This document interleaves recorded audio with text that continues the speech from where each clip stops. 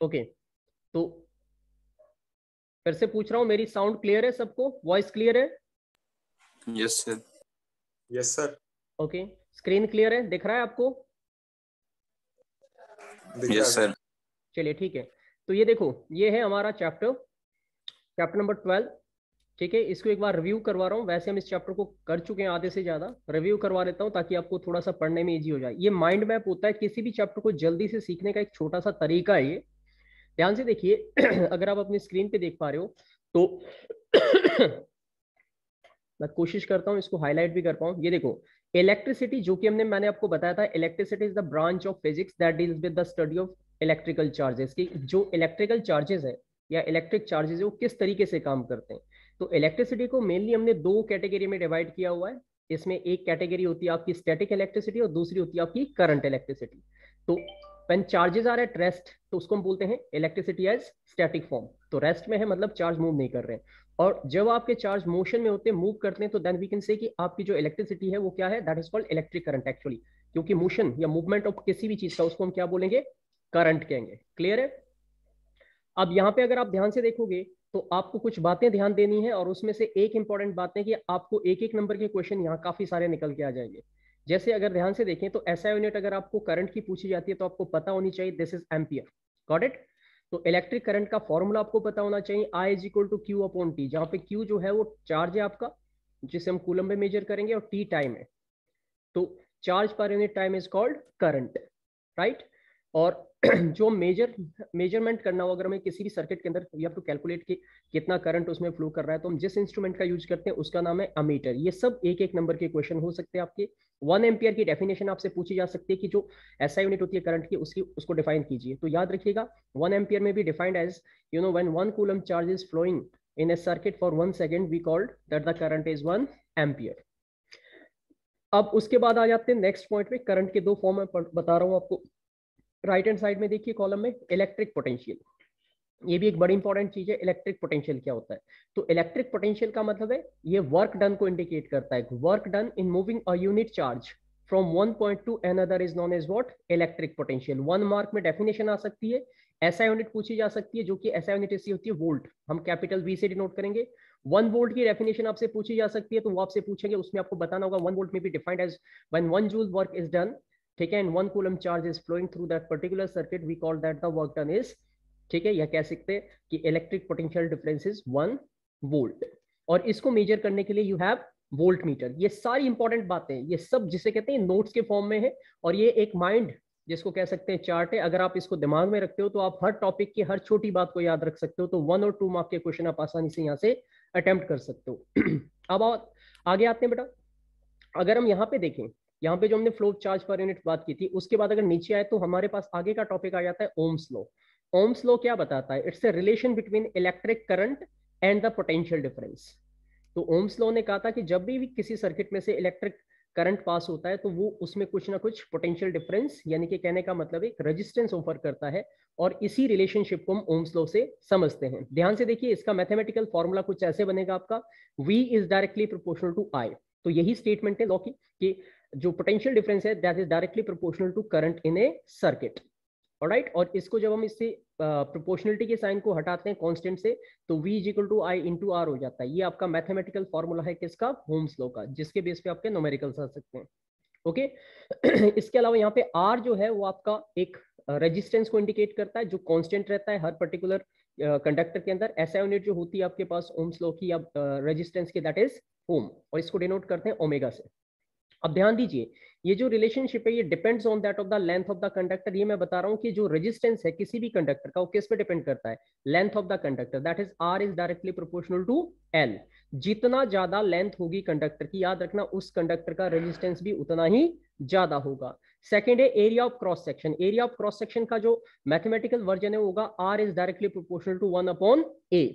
तो रेजिस्टेंस जो है, जितना ज्यादा लेंथ होगी उतना ज्यादा रेजिस्टेंस होगा कंडक्टर का, जितना ज्यादा उसका क्रॉस सेक्शन होगा, यानी कि जितना ब्रॉड आपका कंडक्टर होगा उसका रेजिस्टेंस उतना ही कम होगा, क्योंकि इलेक्ट्रॉन को मूव करने के लिए इजीली उसे क्या मिल जाएगा? पाथ मिल जाएगा। ओके।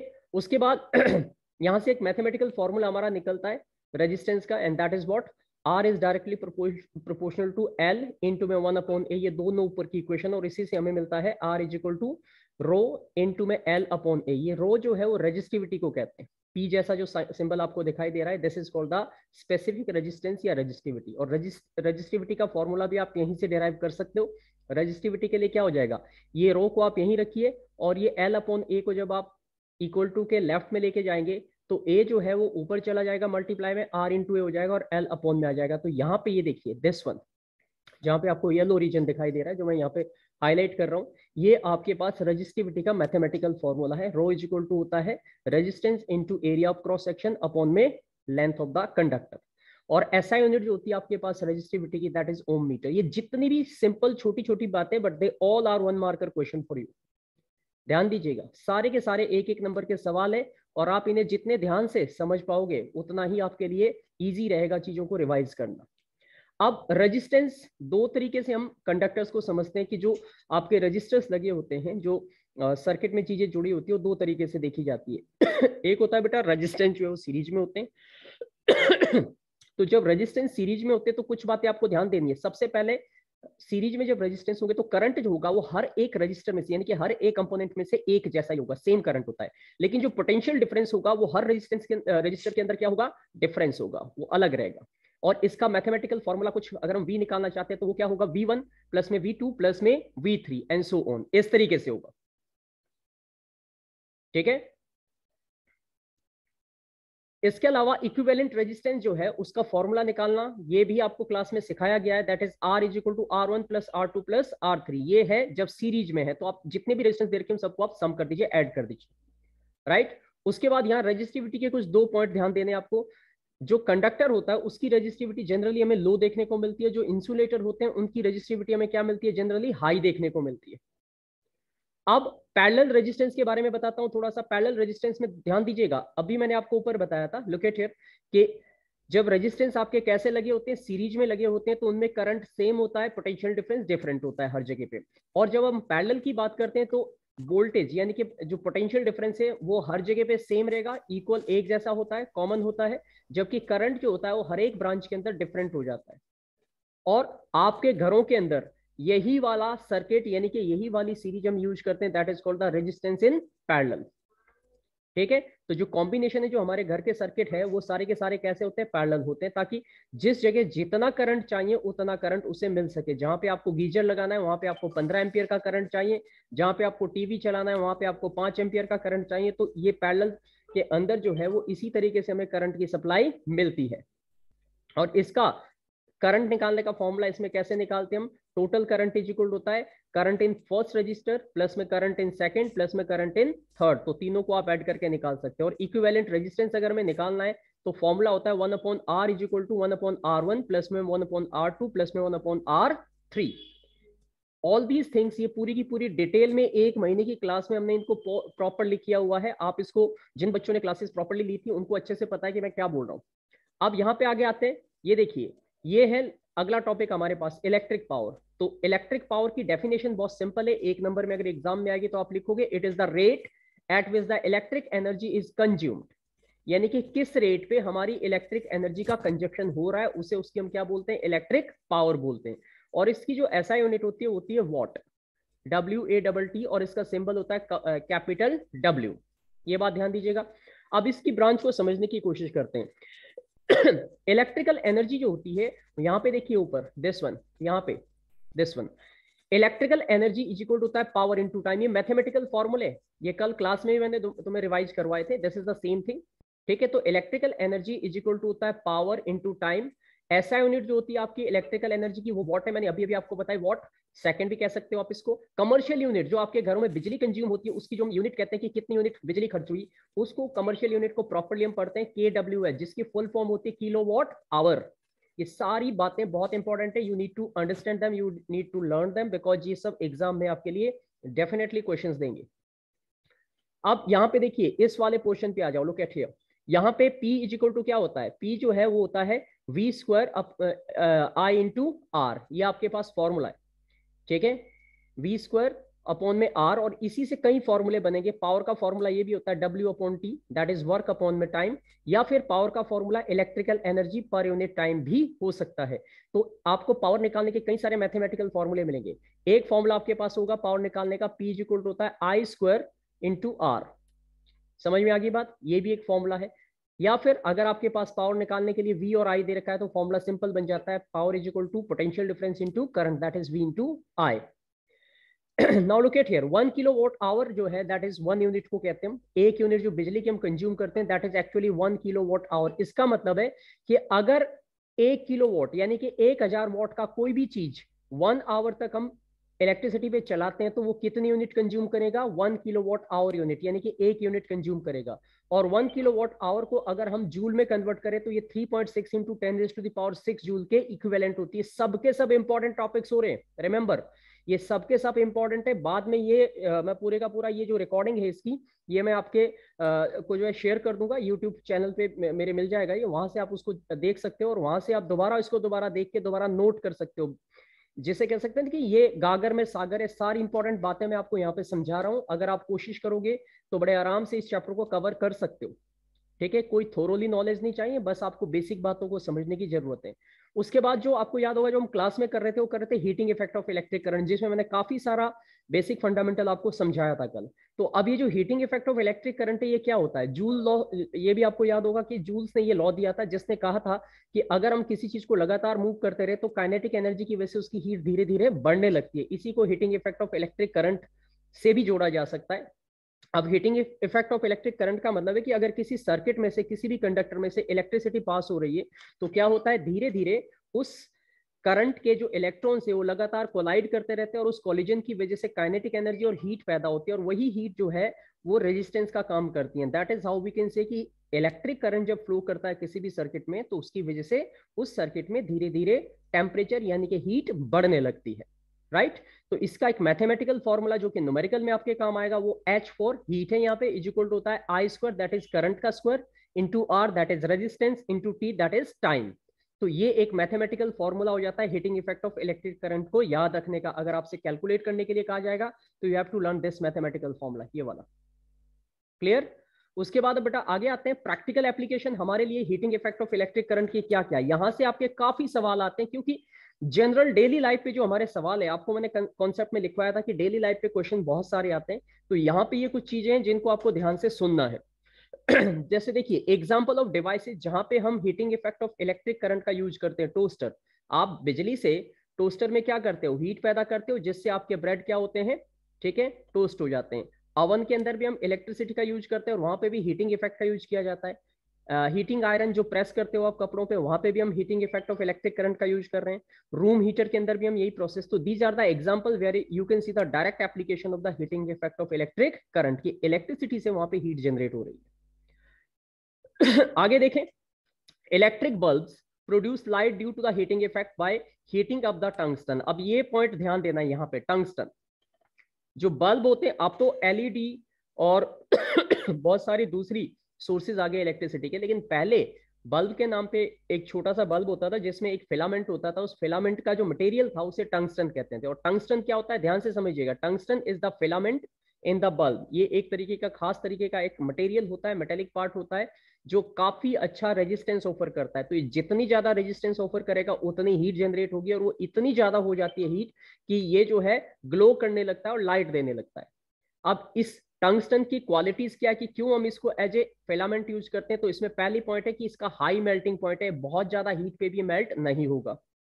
दूसरा, it is covered by a glass, और आपने देखा होगा कि बल्ब के ऊपर एक ग्लास लगा होता है, और उसका मतलब होता है कि उस ग्लास के अंदर एक खास तरीके की इनर्ट गैस होती है, इनर्ट गैस। तो it provide the inert atmosphere to provide filling up the bulb with that of the nitrogen या आर्गन। ये सारी बातें जो मैं हाईलाइट कर रहा हूं ये सब के सब एग्जाम में क्वेश्चन बनेंगे ये, ठीक है, कि इलेक्ट्रिक बल्ब के अंदर कौन से मटेरियल का यूज किया जाता है जहां पे जो है वो जो ग्लो करता है। तो आंसर है आपके पास टंगस्टन। उसके क्या कैरेक्टर होते हैं, हाई मेल्टिंग पॉइंट होता है, और इसको एक ग्लास से कवर कर दिया जाता है और उसमें एक गैस भरी जाती है जो कि इनर्ट होती है। इनर्ट का मतलब है ताकि ऑक्सीजन वहां ना पहुंचे, ऑक्सीजन नहीं होगी तो ऑक्सीडेशन नहीं होगा और हमारा जो टंगस्टन है वो बल्ब फ्यूज नहीं होगा। जब भी कभी उसमें थोड़ा बहुत कहीं लीक होता है और उसमें एयर एंटर करती है तो हमारे बल्ब का जो टंगस्टन वाला पार्ट है दैट इज फिलामेंट है, वो फ्यूज हो जाता है बिकॉज वहां पे एयर के कांटेक्ट में आने से उसका ऑक्सीडेशन होके उसको मेल्ट हो जाएगा, राइट। तो ऑक्सीडेशन को प्रिवेंट करने के लिए सारी कहानी होती है। उसके बाद आगे एक टॉपिक और आपको मिलेगा, फ्यूज। फ्यूज क्या होता है, ये नाम भी आप सभी बच्चों ने बहुत अच्छे से सुन रखा होगा कहीं ना कहीं घर में कि फ्यूज उड़ गया जी। तो फ्यूज एक स्पेसिफिक वायर होती है जिसमें जितना करंट हमारे सर्किट में या हमारे घरों में आना चाहिए उतना आएगा तो वो मेल्ट नहीं होगी, लेकिन उससे ज्यादा आएगा तो वो हीटअप होने की वजह से मेल्ट हो जाएगी और सर्किट टूट जाएगा, ताकि आपके घर में रखे हुए बाकी आपके जो महंगे जो गैजेट्स है वो डैमेज ना हो। मतलब वो शॉर्ट सर्किट से घर को प्रोटेक्ट करता है, तो that's a safety device actually, ठीक है। अब यहाँ पे देखिए, ये कुछ हमारे क्या है, ये कुछ मैथमेटिकल फॉर्मूले जो सभी बच्चों को लर्न करने होंगे। These are the important mathematical formula. Current निकालने का फॉर्मूला देखिए, Q अपॉन T होता है, ठीक है। इससे हम कैलकुलेशन ऑफ करंट कर सकते हैं, और वो ऐसा यूनिट क्या थी करंट निकालने की, दैट वाज एम्पियर। मेरी बात सभी बच्चों को क्लियर हो रही है? रेस्पॉन्स कीजिए वापस। Yes sir. Yes sir. चलिए ठीक है, now you can mute yourself. उसके बाद दूसरा है बेटा वी होता है पोटेंशियल डिफरेंस निकालने का फॉर्मूला। ये सारे फॉर्मूले आज आपका पहला काम यही है कि एटलीस्ट आपको सारे फॉर्मूले आएंगे तो कम से कम आप न्यूमेरिकल अटेम्प्ट करके आ जाओगे और एक एक नंबर के सारे क्वेश्चन अटेम्प्ट कर लोगे। तो V इज इक्वल टू होता है W अपॉन Q। ये पोटेंशियल डिफरेंस कैलकुलेट करने का मैथमेटिकल फॉर्मूला है और ऐसा यूनिट इसकी होती है वोल्ट, ठीक है। उसके बाद रेजिस्टेंस निकालने का मैथमेटिकल फॉर्मूला होता है V अपॉन I। ये ओम्स लॉ को इंडिकेट करता है, R का मतलब होता है रेजिस्टेंस और इसका ऐसा यूनिट रहता है आपका ओम, ठीक है। उसके बाद ये जो आपके पास यहाँ पे है rho is equal to R A upon में L। ये रो का मतलब होता है रेजिस्टिविटी, R का मतलब होता है रेजिस्टेंस, A होता है area of cross section, upon में L का मतलब होता है लेंथ ऑफ द कंडक्टर। तो ये रेजिस्टिविटी निकालने का मैथमेटिकल फॉर्मूला है और रेजिस्टिविटी की ऐसा यूनिट क्या याद रखनी है आपको, ओम मीटर। समझ पा रहे हो? उसके बाद है नेक्स्ट क्वेश्चन पे आ जाओ। नेक्स्ट फॉर्मूला जो आपको याद रखना है वो सीरीज के अंदर अगर हमें रेजिस्टेंस निकालने तो सीरीज में ये मैथमेटिकल फॉर्मूला यूज करना है, जो टोटल रेजिस्टेंस, आर का मतलब है टोटल रेजिस्टेंस, उसको निकालने के लिए रेजिस्टेंस 1, रेजिस्टेंस 2, रेजिस्टेंस 3, जितने भी रेजिस्टेंस आपके कनेक्टेड है उनको हम ऐड करते हैं simply, and you get the resistance in net resistance in series. And इसमें भी आप क्योंकि रेजिस्टेंस निकाल रहे हो तो इसकी यूनिट भी क्या रखोगे आप, ओम रखोगे, okay.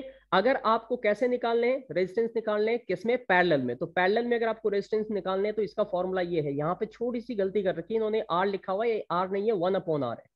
1 upon R is equal to होता है 1 अपॉन में R1 प्लस में 1 अपॉन में R2 प्लस में 1 अपॉन में R3। इसमें आपको एलसीएम लेके फिर क्रॉस मल्टीप्लाई करके नेट आर मिल पाता है। तो ये रेजिस्टेंस इन पैरेलल निकालने का मैथमेटिकल फॉर्मूला आपका हो जाता है। अब यहाँ पे भी हम रेजिस्टेंस कैलकुलेट कर रहे हैं तो सिंपल सी बात है, इसमें भी हम क्या लगाएंगे, ओम ही लगाएंगे। समझ गए? उसके बाद नेक्स्ट टॉपिक पे आ जाते हैं, पी का मतलब क्या होता है, पावर। लास्ट में हमने जो भी पावर की बात की थी तो पावर का कैलकुलेट करने के 2-3 फॉर्मूले बनते हैं, या तो आपको पावर निकालने के लिए V इंटू आई लगाना पड़ेगा, ये डिपेंड करता है कि न्यूमेरिकल में आपको दिया क्या है। अगर आपको पावर पूछिए और आपको पोटेंशियल डिफरेंस और करंट दिया तो फॉर्मूला बनेगा V इंटू आई। अगर आपको पावर कैलकुलेट करनी है और आपको करंट दे रखा है और रेजिस्टेंस दे रखा है तो करंट का आपको स्क्वायर लेना, that is I square into R. और अगर आपको पावर कैलकुलेट करनी है और आपको क्या दिया हुआ है, आपको कैलकुलेट करनी है पावर और आपको वैल्यू दे रखी है किस चीज की, V दे रखा है और R देखा, तो V square into R calculate करके आप पावर कैलकुलेट कर सकते हैं। तो तीनों फॉर्मूले आपको पता होने चाहिए, क्योंकि न्यूमेरिकल में जो भी चीजें दी होगी उसी के अकॉर्डिंग आप इसकी कैलकुलेशन कर पाओगे, कैलकुलेशन ऑफ पावर आप निकाल सकते हो। और इसकी एसआई यूनिट आपको याद रखनी है, वॉट होती है। समझ में आ गई बात? उसके बाद नेक्स्ट पे आते हैं बेटा, 9th फॉर्मूला जो यहाँ पे है वो E is equal to P into T. E का मतलब यहाँ पे क्या होता है, electrical energy, E for electrical energy. तो इलेक्ट्रिकल एनर्जी कैलकुलेट करने के लिए सॉरी फॉर्मूला बन जाएगा पावर इंटू टाइम। अब देखो तीन चीजें यहाँ पे, E for electrical energy, P for power, T for time. अगर सपोज करो पावर पूछ ली और इलेक्ट्रिकल एनर्जी और T दे दिया तो कैसे निकालोगे, इलेक्ट्रिकल एनर्जी ये T इधर जाके डिवाइड में चला जाएगा तो पावर निकल जाएगी। तो आपके पास कई तरीके हो सकते हैं, ठीक है, आप जैसे चाहो वैसे कैलकुलेट कर सकते हो। तो ये न्यूमेरिकल जब हम करेंगे तो आपको समझ में आएगा कि ये किस तरीके से कैलकुलेट होते हैं, और आप ये न्यूमेरिकल्स पहले करवा भी चुके हैं कुछ और करेंगे प्रैक्टिस में। अब आते हैं बेटा सर्किट डायग्राम। सर्किट डायग्राम की बात करते हैं हम। सर्किट डायग्राम में ये है circuit diagram, general circuit diagram कुछ इस तरीके का है आपका, लुक एट हियर, ओके। यहाँ पे ये जो आपको दिखाई दे रहा है ये बल्ब है, ठीक है, ये एमीटर है जो करंट को कैलकुलेट करेगा, ये आपकी की है जो स्विच ऑन ऑफ करने में हेल्प करेगी। ये हमारी बैटरी कनेक्टेड है यहाँ पे, जिससे हमें सोर्स ऑफ इलेक्ट्रिक करंट मिल रहा है। और ये जो डायरेक्शन आपको दिखाई दे रही है ये वाली, ये डायरेक्शन एरो इंडिकेट कर रहा है कि करंट किधर से किधर जा रहा है। तो हमेशा सर्किट के अंदर जो करंट की डायरेक्शन है वो कन्वेंशनल होती है, that is from positive to negative. तो ये पॉजिटिव टर्मिनल से नेगेटिव की तरफ जा रही है, और एरो इंडिकेट करता है कि सर्किट कैसा है, क्लोज है। क्लोज का मतलब है इसमें करंट फ्लो कर रहा है। जब सर्किट आपका क्या होता है, ओपन होता है, तो वो करंट उसमें फ्लो नहीं कर रहा होता है। तो this is the schematic diagram of electric circuit. अब इसके अंदर जो जनरली एक एक नंबर के क्वेश्चन आते हैं, सारे एनसीईआरटी में से लिए गए इंपॉर्टेंट डायग्राम से। तो ये कंपोनेंट है सर्किट डायग्राम के, और ये उनके सिंबल है। ड्रॉ करने के लिए आ सकते हैं, या ड्रॉ किए होंगे तो आपसे वो पूछ सकते हैं कि किस चीज का सिंबल है। तो सबसे पहले ये इलेक्ट्रिक सेल है, एक सिंगल सेल जो इलेक्ट्रिसिटी की हम कनेक्ट करते हैं, वो ऐसे दिखाते हैं। बड़ी लाइन पॉजिटिव टर्मिनल को बताती है, और छोटी लाइन बेटा नेगेटिव टर्मिनल को बताती है। एंड बैटरी क्या होती है, कॉम्बिनेशन ऑफ सेल। जब एक से ज्यादा सेल्स को हम क्या करते हैं, सीरीज में कनेक्ट करते हैं, तो उसे हम बैटरी कहते हैं। Got it. प्लग, स्विच या की, ये आपके पास ये देखिए दो तरीके से दिखा रखे हैं। यहाँ पे जब बीच में इसमें कुछ नहीं है तो इसका मतलब ये क्या है, ये ऑफ मोड में, अभी कैसा है, ऑफ मोड में। और जब बीच में हम इसमें एक डॉट लगा देंगे तो ये क्या हो जाएगा, ऑन मोड में हो जाएगा। कहने का मतलब अब ये क्या है, ऑन है, दैट इज इसको हम कह सकते हैं क्लोज सर्किट को इंडिकेट कर रहा है। समझ गए। उसके बाद आगे देखिए नेक्स्ट पॉइंट पे आते हैं। तो अ वायर जॉइंट यहाँ पे दिखा रखा है कि एक वायर से दूसरी वायर को कनेक्ट किया गया, तो this is the way you have to do it. इस तरीके से कनेक्ट होगा ये। ओके। उसके बाद अगर आगे देखें तो आपके पास ये क्रॉसिंग वायर का सिंबल होता है, इस तरीके से दिखाते हैं। ये आपकी एनसीईआरटी में सारी बातें दी हुई है, और आपको ये बिल्कुल अच्छे से लिख लिख के प्रैक्टिस करनी है कॉपी पे। ये होमवर्क है तुम्हारा, दो होमवर्क दे चुका हूं मैं तुम्हें। पहला होमवर्क मैंने अभी फॉर्मूले का दिया बेटा, और दूसरा होमवर्क मैंने आपको क्या दे दिया, और ये रिकॉर्ड रहेगा क्योंकि सारी की सारी रिकॉर्डिंग हो रही है। इसलिए तुम ये एक्सक्यूज नहीं दे सकते कल को कि सर आपने कहाँ दिया था होमवर्क। याद कर लेना कि होमवर्क क्या दिया। कॉपी पेन मैंने इसीलिए कहा था अपने पास रख लो, और ये चीजें आपको अपनी नोटबुक में ड्रॉ करनी है, प्रैक्टिस करनी है, तैयारी करनी है, और अपने आप इसको चेक करके देखना कि याद हुआ या नहीं हुआ। क्योंकि एग्जाम में अगर चाहिए तुम्हें कि तुम्हारे माइंड में चीजें रहें, तो you have to practice it. Electric bulb का सिंबल कुछ ये वाला होता है, दिस वन। ये वाला जनरली हम ड्रॉ नहीं करते। ऑलराइट। और रेजिस्टेंस जो आर को हम इंडिकेट करते हैं, वो ये सिंबल, ये इंपॉर्टेंट पॉइंट है। बल्ब वाला हो गया, रेजिस्टेंस वाला। और एक आता है वेरिएबल रेजिस्टेंस, जिसे रियोस्टेट कहा जाता है। रियोस्टेट का सिंबल कुछ ऐसे होता है, ठीक है, इसमें एक एरो लगाते हैं हम, या फिर ऐसे होता है, दिस वन।